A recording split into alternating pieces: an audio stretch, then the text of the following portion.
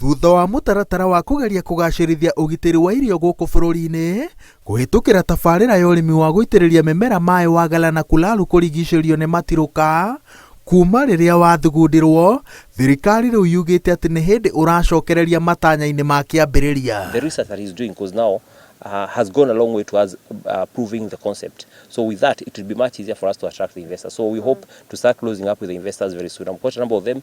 With the next 1 month, by the time we're having the bumper harvest, we'll have done their expression of interest or the PIP. We have done our estimates. We have enough water to irrigate 10,000 acres here, more or less immediately. We will go back to drawing board because I've been advised that we need to do something about river pollution.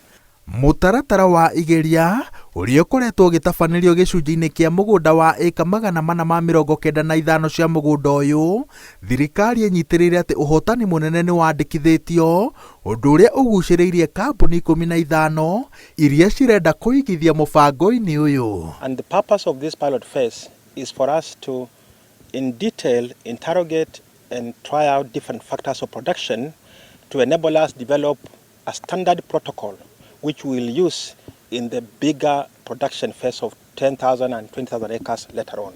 We have plans of doing energy, electricity generation. We have plans of doing fertilizer. We have plans of doing ranching, cow fattening, area so that we can thereafter, give them out for beef.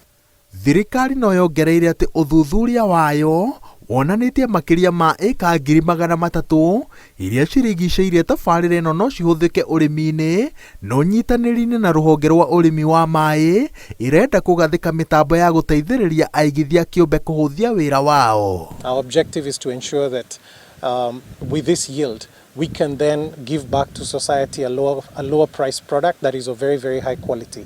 So, and that's our strategic objective, and also want to thank the President for his vision in thinking about this project as a strategic bet in impacting maize prices across the country. Wona tabarĩra ĩno yakinyanĩra ta ũrĩa yabangĩirwo, mũgũnda wa ĩka 20,000 wĩrĩgĩrĩirwo kũrutaga ngũnia milioni 2 cia mbembe na andũ 2,000 nĩo mekwandĩkwo wĩra nĩ tabarĩra ĩno ĩmwe kwa ĩmwe.